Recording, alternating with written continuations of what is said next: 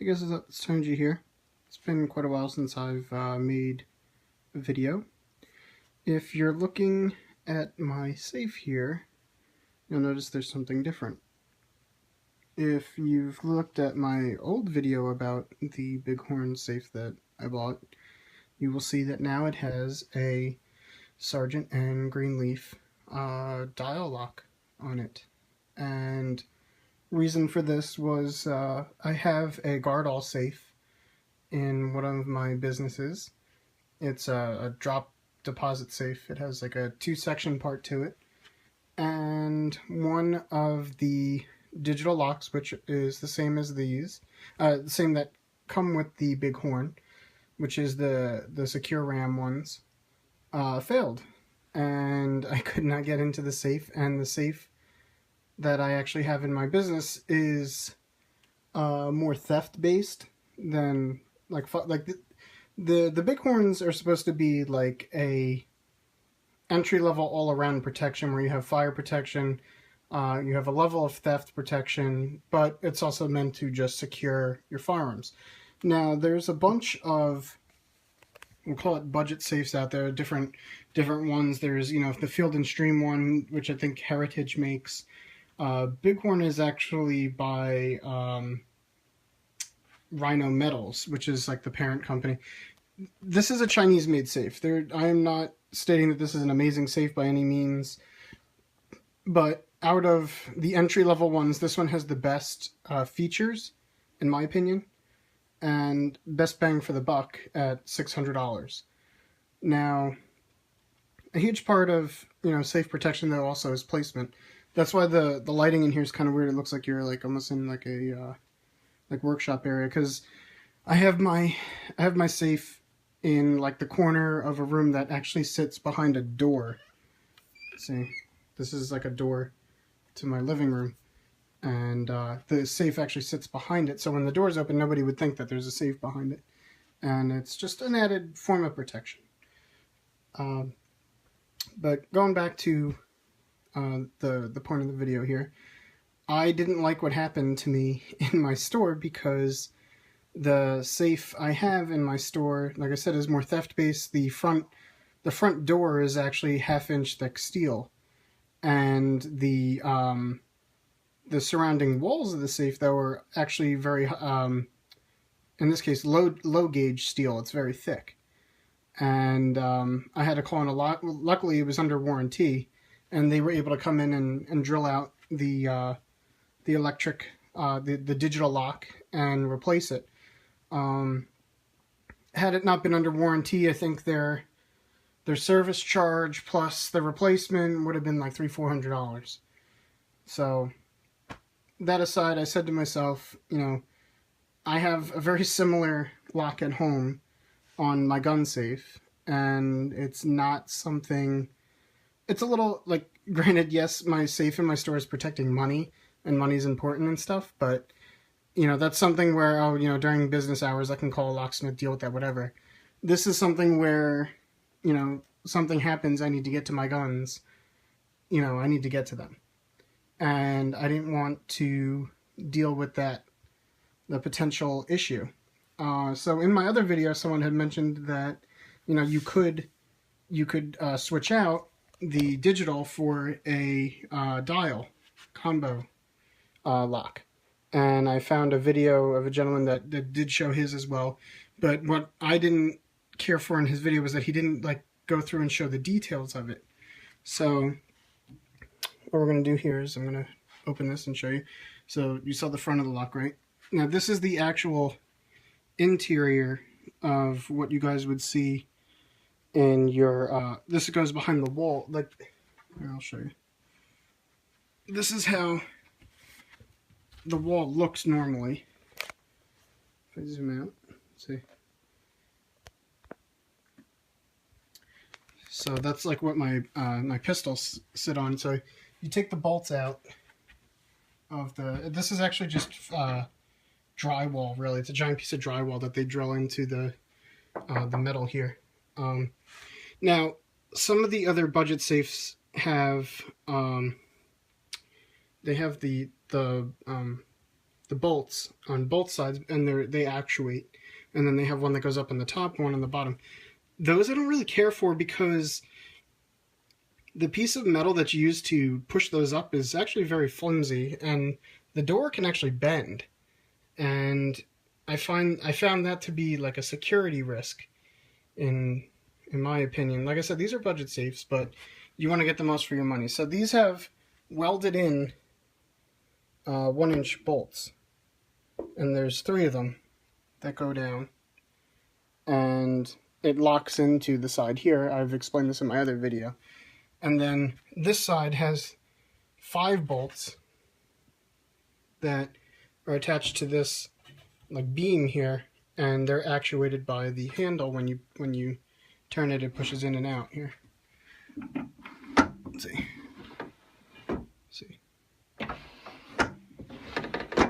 Not the greatest protection, but like I said, for $600-ish, which is what you guys get your safe for from Costco, it's not bad.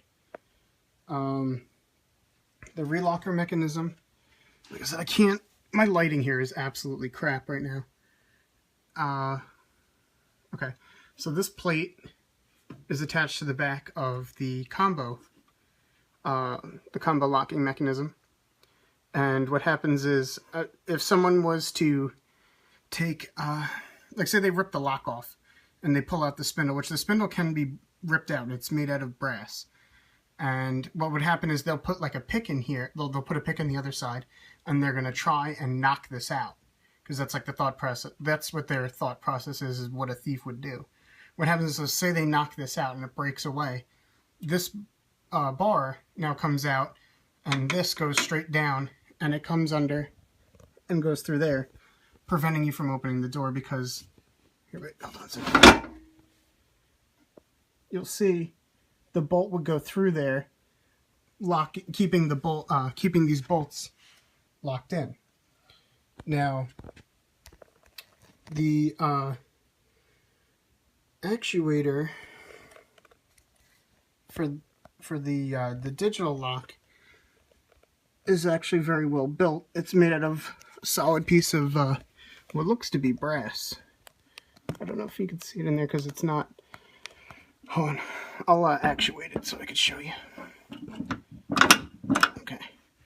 So you should see now that it dropped a little bit. And it's... I can't really get in there and show you. But there's about a good 1/4 inch that bolt comes down over the metal here. This metal piece.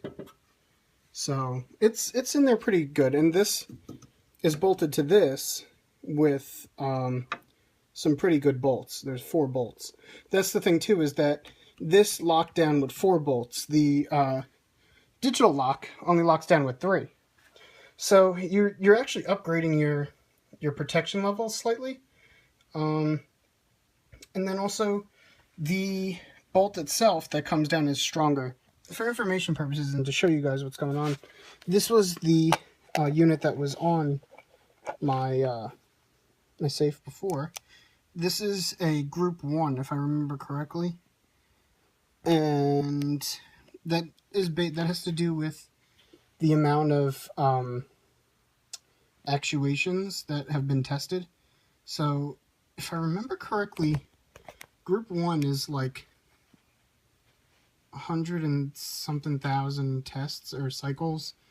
Group 2, which is what the Sargent and Greenleaf is I believe it's like 400,000. It's a lot. It's an upgrade on durability as well, and that was part of the reason why I did it. So here, I'll show you. Obviously I don't care about the code anymore because I'm not using this, and my new code is a combination. Has nothing to do with this. So you hear that motor thing. So what happens is as soon as you hear it, you would turn the door and it pushes this back. Then when you turn the door back, this comes back out. It's locked in place. So, and I think you have like a 5-second time to turn the handle, because that used to happen too. Is like if you entered in the code and you didn't turn the handle in time, you'd have to do it again. So it's not a bad system. Like I said, The issue comes in here, like if the pad dies and doesn't work properly, something in here doesn't... This is most likely not going to be an issue. The actuator is this is all metal, by the way, this actuator. But this is actually very well built. Should not be a concern. The concern is in this. The issue with whatever could happen to the board and things like that. So that's where my concerns had really lied in changing over. The cost to change over to the other lock was $99. Got it off of Amazon. It's the... Don't quote me, but I'll put it in the bottom of the description. I think it's the Sargent and Greenleaf 6730. Like I said, don't quote me on it, but I'll put it in my description so you guys can order the proper one. So, going back to this, the install was very easy. It was literally a swap out of the modules, because you could see... Here, wait, hold on a second. I gotta disconnect the cord to this module. It's kind of hard to do this with all one hand.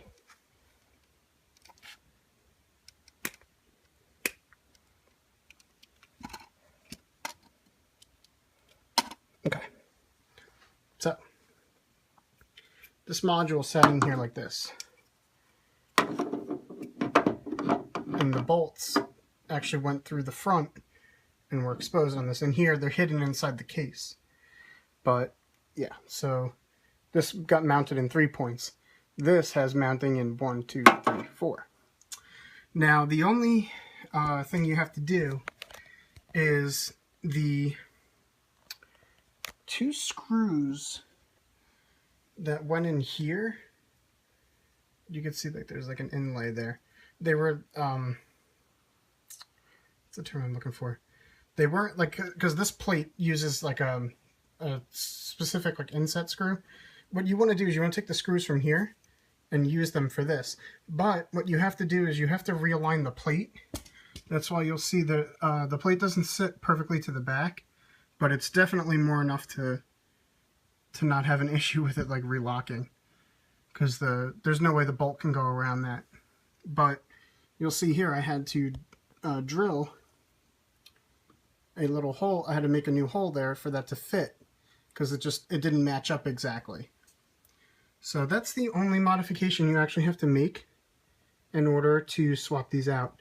The instructions that I got from the Amazon seller for this were excellent.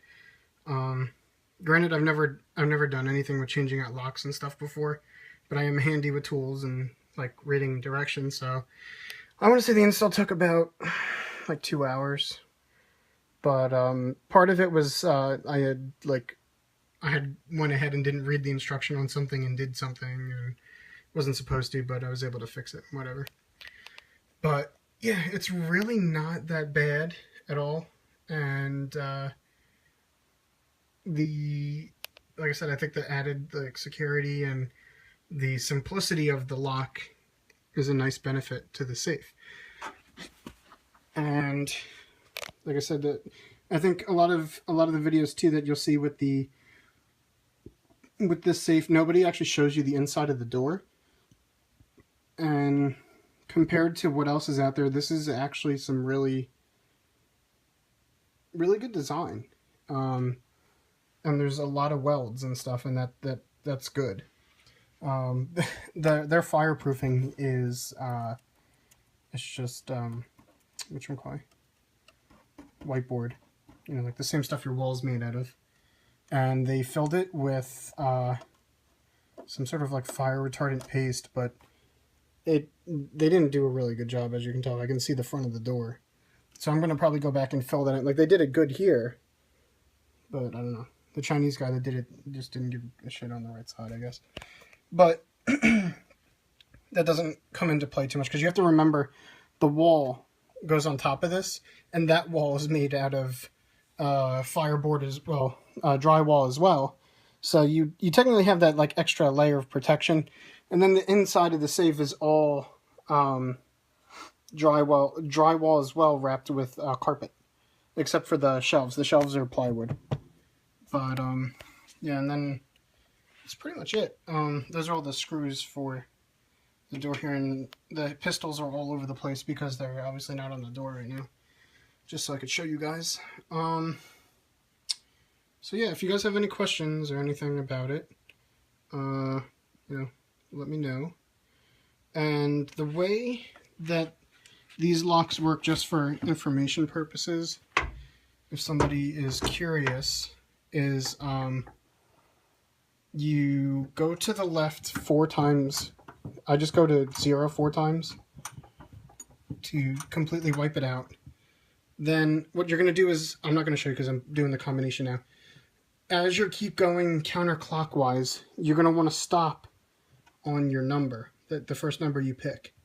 Okay, so I'm stopped on that number. Then I want to go to the left, and you have to pass your number 2 times, and then on the 3rd time, you're going to stop on it. Okay, and then you're going to go counterclockwise, and you're going to pass your 3rd number only once. And then once you hit your number, start turning the wheel counterclockwise, start turning the wheel clockwise until it stops. Did you hear it? See? So now you can actually read the door. Oh, and that's what I was going to show you. So this is actually how the door operates. Like I said, if you've seen some of the other budget safes, the system looks very like minimalistic, and it is to an extent, but it's a lot better security than what's out there, and it's actually a good bang for the buck. And I was glad when I opened it up that it wasn't like a total mess like I've seen some of these other guys' safes. And yeah, it's definitely a decent product for the price. And that's about it, guys. Like I said, you have any questions, just comment below, and I'll either answer them, or if it's something that's in depth, I'll do another video to try and get you whatever you're looking to know. And that's about it. And like I said, it took me about 2 hours. It should have only taken me about an hour and a half, but I made a mess up. So it's an upgrade that you're making your safe simplistic, but it's adding some security to it, in my opinion. Alright guys, thanks for watching. Take it easy.